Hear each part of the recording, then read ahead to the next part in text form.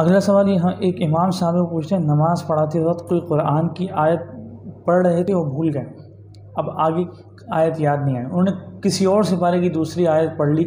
تو کیا نماز ہو جائے گی؟ دیکھیں یہ امام اور اگر کوئی انفرادی نماز پڑھ رہا ہے، دونوں کا مسئلہ ایک ہی ہے کہ سورہ فاتحہ کے بعد کوئی ایک بڑی آیت یا 3 چھوٹی آیتیں پڑھنا واجب ہے۔ تو بسا اوقات انسان بھول جاتا ہے، آپ نے اگر اس میں مسئلہ یہ ہے کہ اگر آپ نے ایک بڑی آیت یا 3 چھوٹی آیتیں پڑھ لی ہیں اور آپ بھول گئے کچھ یاد، تو آپ رکوع میں بھی جا سکتے ہیں۔ لیکن اگر آپ نے